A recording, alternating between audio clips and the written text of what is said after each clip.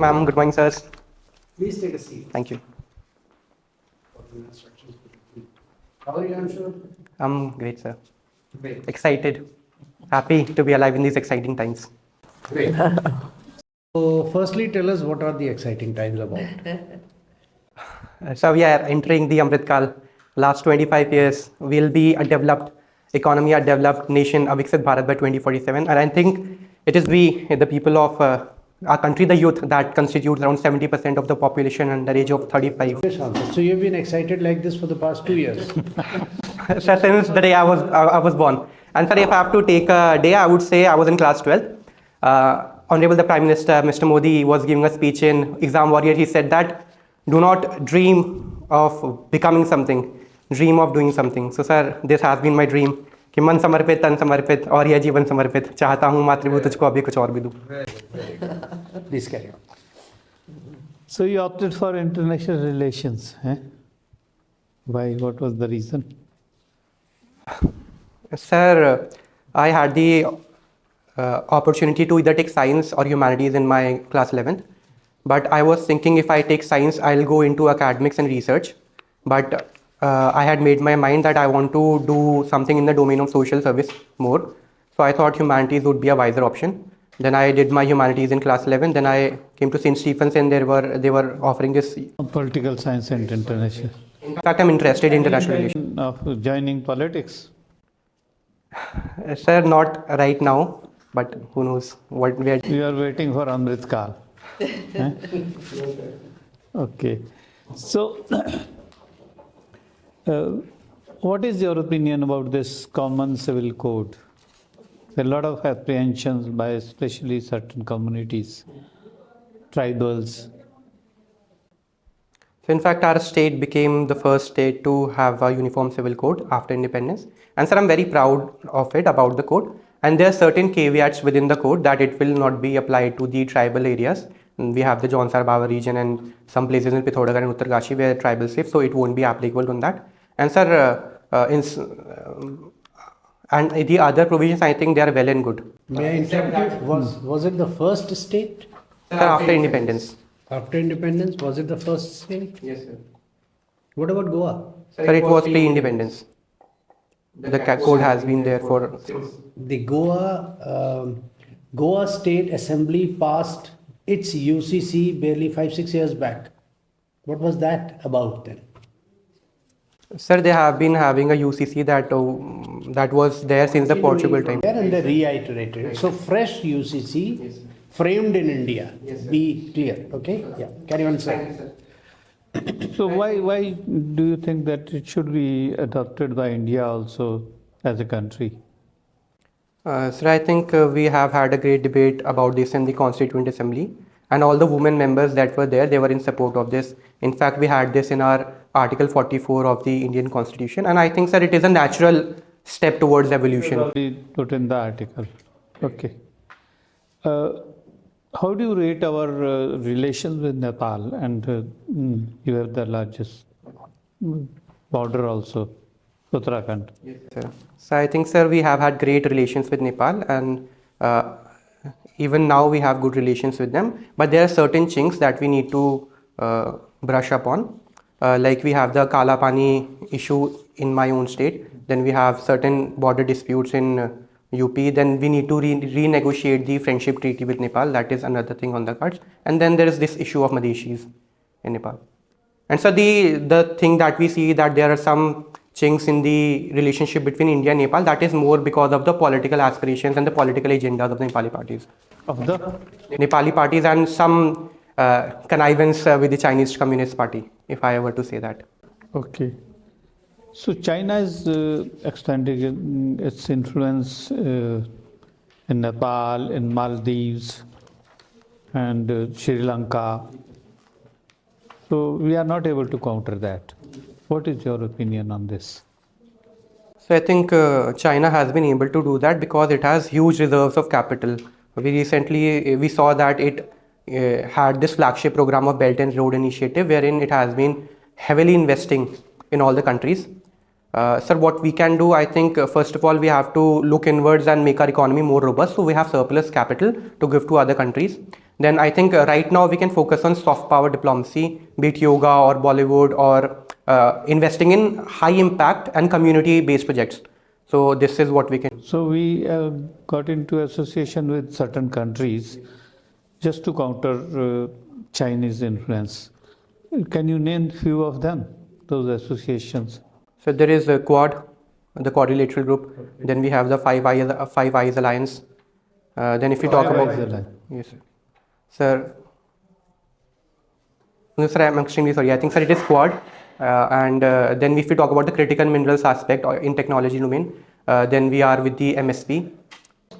In terms of Northeast also, we have few alliances. Yes, sir. And in Indian Ocean also we have some alliances. Indian Ocean region, then we have the FPIC in the. They are the Northeast ones. The Northeast ones. Sir, we have the We had a look east policy and we changed it to act east policy. What was it actually? Sir, sir, it was a statement that now we would proactively move towards integrating Northeast with the rest of the country, and we would even take help of like significant donors like Japan and improve the connectivity there through Bangladesh. So we are into problem with Burma also. That's why we mentioned that we are going to fence our borders. Yes. Is it a right step, or we are kind of segregating Myanmar from us? Sir, there are certain narratives about this. Sir, although it is a step that we have taken for the security of the country, but if you see there are certain villages in Nagaland and Mizoram from where the border goes in between, so that will be a bone of contention to how to divide those villages if we. That has been traditionally happening. They were coming to our country, we were going to their country. So how it has changed suddenly?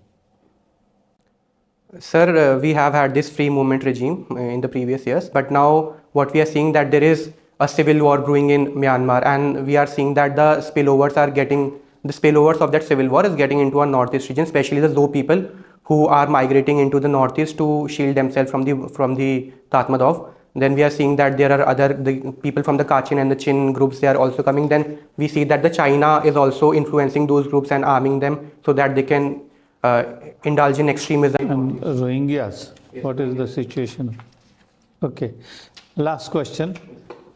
Name few associations in which we and Myanmar are parts, that association or group.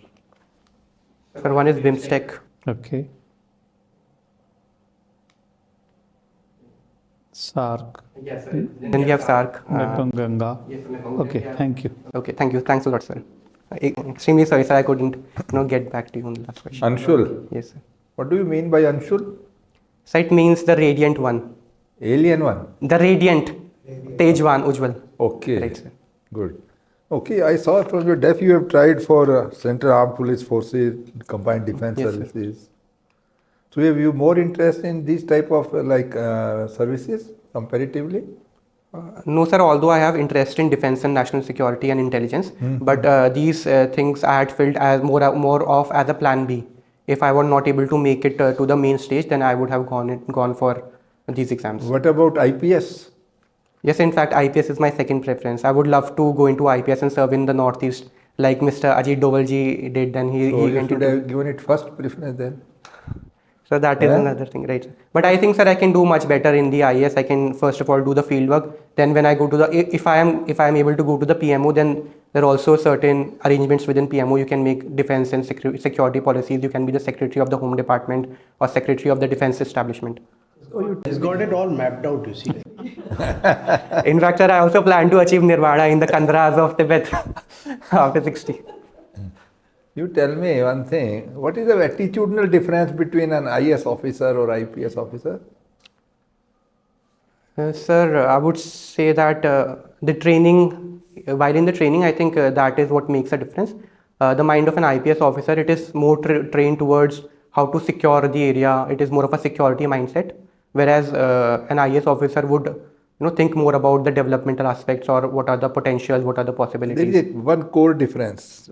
What you think should be, what can it be? Sir, I would say it would be Like if you have an elephant Yes, before you, If you are from other services, what will you will see either its legs or its Right, sir. eyes. Yes. IAS officer will take an overview. Yes, sir. Right. Hmm? Exactly, sir. IPS officer would see the power of that elephant. He will see the whole elephant, not Yes, sir. parts of it. Yes, sir. Thank you, sir, for this. Okay, you tell me, you have taken pole science and international relations as your optional. Ji, sir. What is the status of our election commission? Have you read today's paper? Sir, I'm extremely sorry I didn't today's paper. What is the number of members, chief election commissioner and total strength of the election commission? Sir, I'm extremely sorry, sir. I think it is 3, but I'm not sure. Anyhow, now it is becoming one member body from today. Oh, thank you, sir, for this. Okay, you tell me, what is this Haldwani was in news Yes, sir. few months back. What Yes, do you sir. think it could have been handled in a better way? Yes, sir. If you had been, I suppose, SP there, Yes, sir. how would you have handled it? Sir, I think there were certain lapses on the administration part. There were certain LIU reports, local intelligence unit, that there could be a riot-like situation, but that reports were not given due consideration. Then the demolition should have taken place in the very wee hours, like at 3 o'clock or 4 o'clock in the morning, but it was done in like 4 or 5 in the evening. Then what else could be done? We could have had police presence on the rooftops, because it is from there people started pelting stones. So that could have been an answer. As a precautionary measure, I would have diverted the traffic towards Nainital from the Ramnagar route, and I would have blocked that highway till the demolition was taking place, since there were reports by the LIU. Okay, what do you think that this type of illegal occupation of the government land is why it is allowed in the first instance? And once it is allowed, then when you go for clearing it, then there is all this problem. Right, sir. So how to avoid it suppose you are a district collector, how would you ensure there is no illegal encroachment on government land in your area? How would you do that? So I think first of all, we'll have to do a survey of the entire land. And if we could use drones and other latest technological interventions, that would be really great. Then we could map that map, and then we could delineate the land parcels, which belongs to whom, and if there are any encroachments, we could see it through the drones and the satellites. So in fact, in our own state, the last land bandobast was done in the 1970s. So in fact, the whole of our state needs a new bandobast, a land census. Okay, now we were talking about UCC. Yes, sir. There is one provision regarding live-in relationship. Yes, sir. What is your take on that? Sir, although the motive of the clause of the live-in relationship First, was you think whether you are in support of live-in relationship or it shouldn't be. What is your viewpoint? Sir, I think I'm in support of live-in relationships. If there are two consenting adults and it is allowed by the law, it should not Now be. come to the UCC part. Yes. Sir, although the motive was benign, because as Honorable Justice Ranjan Prakash Desai ji said, ki there was some concerns from the parents, so they included it. But I think it will not hold water in the Honorable Supreme Court, because it directly violates the proportionality test and the right to privacy that was put in the K.S. Puttaswamy judgment. You tell me, we talk about privacy, but there is another angle. There was a committee formed, high-level committee. They must have spoken to the stakeholders. They have spoken. Yes, sir. They must have some empirical data with us, which may not be public. That's why they have made this provision. Yes, sir. And when we do registration of marriages, why not of live-in relationship for the benefit of women, Right, sir. or the child born out of this relationship? Right, sir. Still we talk about privacy is more important, or overall social good is more important? Sir, I think we have to see them as complementary. Sir, as you said, the high-level committee, in fact, they had complaints from the parents of the live-in couples that they need to safeguard their rights, their domestic violence within live-in relationship, the problem of illegitimate children. But sir, what we have seen is they have given registrars an inordinate amount of power to go and supervise them. So it is like sending the state into the bedroom. So sir, that violates the privacy principle. What else we can do is we can make it voluntary. That is number one thing. We can make the reporting anonymous, and we can reduce the power of the registrars to some extent. Okay. Good morning, Anshul. Thank you for bringing in this hopeful energy into the room, because we've also been talking of dystopian futures, but yours is a very positive one. So where do you see yourself in 2047? Ma'am, I see myself as a servant serving the people, my state hopefully, if not my state, then the whole of nation. Anything more? Only serving your state and the people. Let me qualify that question. If you are in your state, at which rank? If you are in the center, at which rank in the IAS as well as in the IPS? Let's see if you know the progression. So probably, sir, if I'm in my state, I think I would be a joint secretary in the in the Shasan. No. You would be additional CS. Yes, sir. Not CS yet, but additional CS. I think CS will take 30-35 years. And at the center? So center, sir, I would like to see myself in the International Intelligence Bureau or either RAW or in the PMO. But that could be at what rank? JS. Additional. The department is the job of the ACC, don't take it away from them. Extremely sorry, sir, about this. Additional secretary, as you said. That's your ambition and it's well founded, but what rank? That's what I wanted to say. And but intrigued by why PMO? Why does PMO fascinate you? Ma'am, there is one very dynamic young DM that was in our state, Mr. Gidlian. So he also recently got deputed to the PMO, and my father was telling me about him. The officers there, like they are the handpicked ones, and you get to do a lot more. You can engage in policy formulation, direct. You can present your vision to the Honorable Prime Minister, and he then lays that out in form of a policy. So you can do that. You have a lot of power to serve the people, obviously. I also come from Uttarakhand. That's very nice. Yes, and so tell me, what are the... I've seen Dehradun over the years, and now I see it just a lot of traffic and concrete. But your growing up is different now. So how do you see Dehradun developing or not developing by 2040? Ma'am, I've changed around 13 schools. So I've lived all over Uttarakhand in different districts, 4 or 5 districts, 6, 7 stations. So in Dehradun, I've only lived what should I say, a year and a half. And that too when I was really young, and I visit my grandparents there during the summer vacations. But I've seen, ma'am, we have seen that the land area and the forest area is relatively shrinking. Then we see that the urbanization, there is a sprawl of urban centers that are unplanned. Then we see there's a lot of traffic jams, especially near the Vidhan Sabha. And although there are many potential tourist spots near the Maldivta or be it in the Dak Patthar or in Chakrota that are yet to be developed. And also all the mining in the Mussoorie Hills, right? And what happened with this, the tragedy we had some time ago in, yeah. So what is your view on all this urbanization, construction? What will you do? You know, we are also facing climate change. So what will you do in the state? Ma'am, regarding this debate of environment versus development, ma'am, I would like to cite an incident. So the very first Victoria Crossy from our country, Mr. Darban Singh Negi, he was a Pahadi. So King George, he was so inspired by his bravery. He told him, ask me for 2 boons. So he asked for an English medium school, and second, he asked for a railway line to be constructed from Rishikesh to Karnaprayag. So ma'am, that was the idea of development of a Pahadi 100 years ago, and that is still the idea of development of a Pahadi. So if we deny them schools, roads, hospitals in name of environment, I think, ma'am, we would be doing them great harm. So what we need to do is we need to see ecology and development as complementary to each other.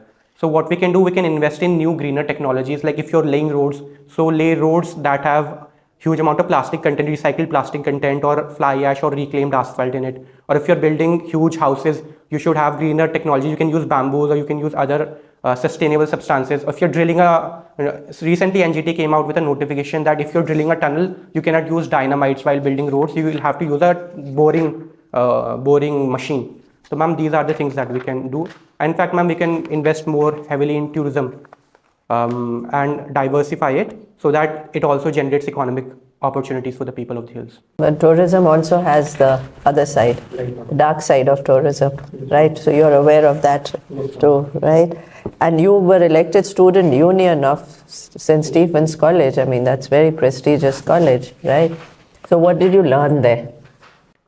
Ma'am, although there were many qualities that I learned, be it the managerial skill, I had managed so many events. But ma'am, one thing that it's still ticking to me, I think it is the quality of leadership. Because when I came to St. Stephen's, I came from a hilly background. I had limited exposure to the world and to the country. But when I came to St. Stephen's, I saw people from all over the country, from the north, from the northeast, from the west, from the south, even from Kashmir and Poonch and areas like Spiti and Lahore Valley. In fact, I was in an project with the Mansingling School in Spiti Valley. So ma'am, wherein I was there in my college, I was able to lead the people from all diverse background in my leadership roles that I mentioned in my DAF. So that is one thing. Thank you. Yeah. Anshul, very good afternoon. Good afternoon. Good afternoon, sir. Yes. So you have studied history, economics, political science during your graduation.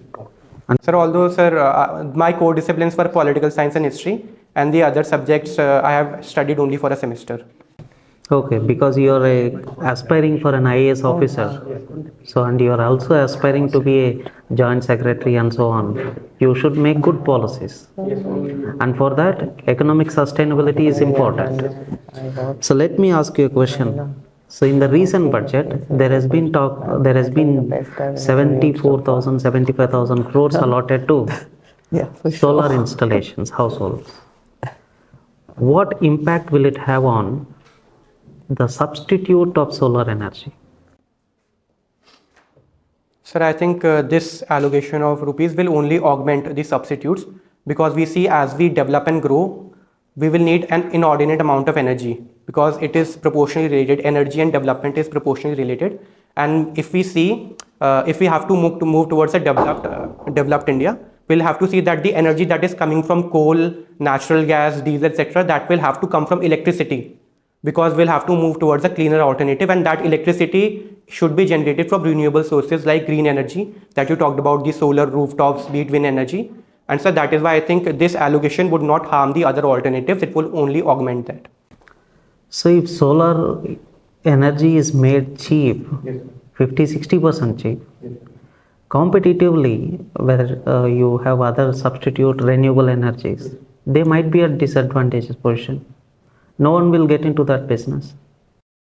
Sir, that is indeed a very valid point. For example, LPG cylinder subsidy has come because of that alternate renewable subsidy household fuel has been completely disadvantaged.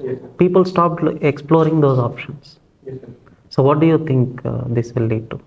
But sir, there are certain other places where solar energy is not that readily available, especially where there are a lot of rainfall, especially in the northeast, in the Meghalayan region. So therein they can use small hydropower projects. Even in my state, although we have off-grid solar energy applications. So what lessons we can learn? Sir, I think, sir, we have to, while developing solar energy, we'll have to also take into consideration other sources of renewable energy. And sir, if I may add, I think we'll also have to move towards nuclear energy as well, because it has been seen as a big no-no and do not touch. So we'll have to develop even nuclear energy. So just like rice and wheat. Right, so we have to diversify from rice and wheat to other millets and pulses. We also have to diversify in the field of renewable energy. Is the government thinking about it or discussions going on? Sir, indeed, there are discussions. In fact, I was reading one report by esteemed Dr. Anil Kakodkar. He had written a report for the Vivekananda International Foundation talking about the nuclear energy. So there are discussions going about this, even in the PMEEC. Right? Okay, so another core subject of yours is history.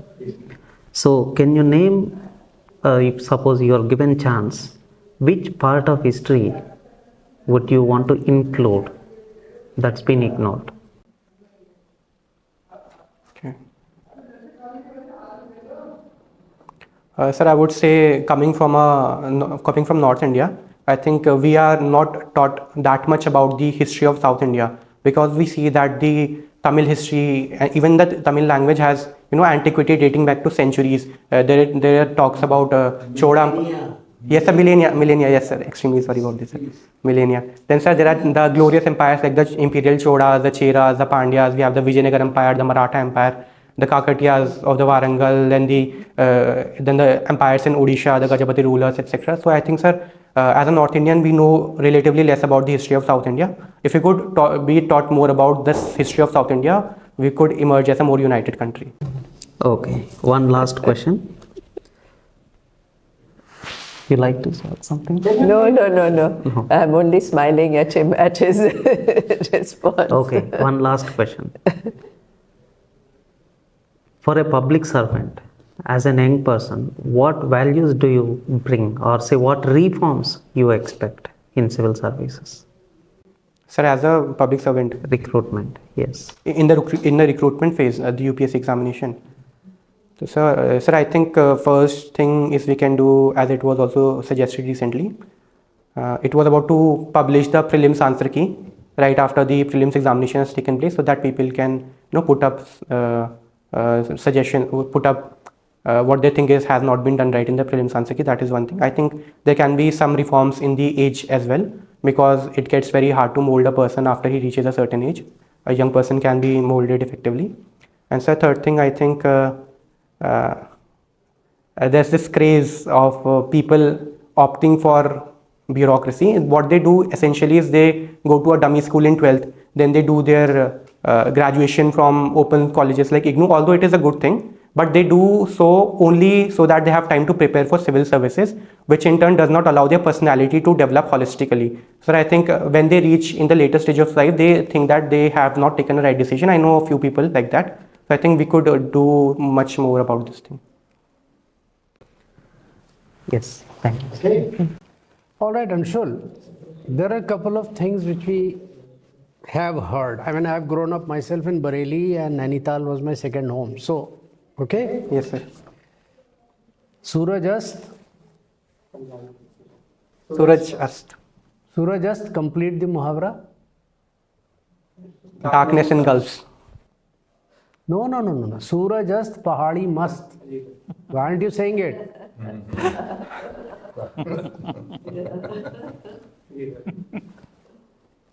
Again, the stereotype used to be, and quite correctly, that all of Uttarakhand prior to 1996 or so used to depend on money order economy. Comment on that. And that our perception is कि हमारे यहाँ पहाड़ी ने ज़्यादा काम करती हैं, they are much more hardworking as compared to the pahadi, right? Who is far better at knitting and cooking, which makes them excellent cooks in the foothills of UP, right? But until I went to Northeast and found out that there also the women folk are working much more than the men folk. So, can you explain from a sociological point of view? Sir, talking about the money order economy, I think that was more because of the reverse migration. And until today, we have this issue of reverse migration in the hills. And sir, talking about the women aspect, I think there's a kernel of truth in this. If I'm allowed to say that, हमारी पहाड़ की बेटियाँ तो Everest भी लांग गई. Bachendri Palji, she's from Uttarkashi, so she scaled the Mount Everest. So we have had brave pahadis. But sir, if we talk about the men folk, they are not a step behind from their women folk. If we talk about Rifleman Jaswant Singh, who handled 200 Chinese. No. That's the point. When they go into the armed forces and police forces, there is no beating them. They're completely intrepid soldiers. That's not the point I'm making. I'm saying that within the village, you don't have to feel offended about it. Just look at it for what I'm trying, in the spirit I'm saying. In the village, generally, it is said to be the hunter, wanderer, gatherer, provider of food. And the women folk, even if you look at 200 years back, right, 100 years back in fact, and the women folk would manage the children, the household, and be the rock around which the entire family gathers. But in the pahadi areas, whether it is Uttarakhand or in the northeast Arunachal Pradesh, the women folk go out in the fields and work much harder relatively within the village than the men folk. Sir, I think, sir, this situation has been there in all over India, because if we see that women, they bear the double burden of household work also, and then, right. Sir, I'm getting you. Sir, if I have seen with my eyes, although the women folk will carry loads of sticks on their head, then they come back to house, then they go and fill a gagri, walk up the dandi and come back. Then they also take care of the field that is near their houses, they also take care of the children. And sir, we can say that men folk could have helped them, especially in fetching water and fetching the grass for the... That's a more balanced answer. That men folk sometimes leave things which they could have helped, looking at this part. Thank you. Secondly, there has been an incident in Haldwani, since you mentioned strategy and defense and all that so much, right? And intelligence and so on. Haldwani is a pointer, right? There are areas in Kaladungi, Bazpur, that entire belt, which is just not secure. Let me just put it that way.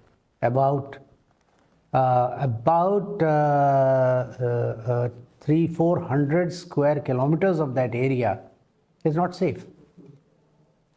Okay? And I've been driving at least once a year or so, minimum, via that route to Nainital.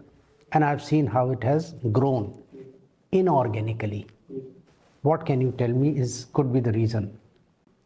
Sir, those are the regions that are abutting Uttar Pradesh.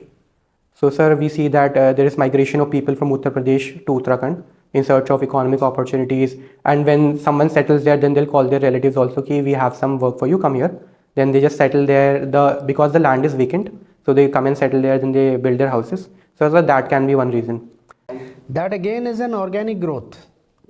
Organic growth is when people migrate, people from all walks of life, and then they call their folks over. But this has not been organic growth. Think about it. Don't just venture with an answer unless you have really read about it. It had also to do with certain UP regimes when people were encouraged to go and land grab and settle. So a lot of not law-abiding elements went and grabbed acres and hectares of land and then simply squatted. Thank you for this information, sir. Yes. Please read about this. Since you Sir, there's also issue of some Rohingyas coming and settling there. Rohingyas came in much later. मैं तो पिछले 20 साल का बता रहा हूँ. So, in fact, I also go to Nainital from the same route. I've seen that. You please read more about Sir, it. read more about it. Also, what exactly is your Vivekanand study circle? So, sir, this was a online group that me and my friends had formed, especially during the pandemic time, because during the pandemic time the college was. There is another Vivekanand study circle, Vivekanand Study Center or something. So that is Vivekanand International Foundation that was established by retired Mr. Ajit Doval. Ajit Doval. He is far from retired. He's superannuated from government service, from IPS, but he's far from retired. I meant, sir, when he retired from IB, after that he established. Okay. Does it have any links with that, or is it inspired from it? Sir, it is inspired from it, and I would love to have him as a guest in my. That's another matter. But is it inspired from it? Basically, it is not. So, is it a study circle regarding Vivekanandji's philosophies, or does it have to do with strategic and defense and Major Gauravarya kind of thing in it? Sir, we invite speakers from all walks of life, and I think we had also called Lieutenant General Sayyidatta Hasnanji for our talk. Okay. Was it on the Stephens net or was it on the strategy net? Sir, we were all students of Stephen, so I think it was more about China. I am not able to recall. It has been like 2-3 years back. Okay.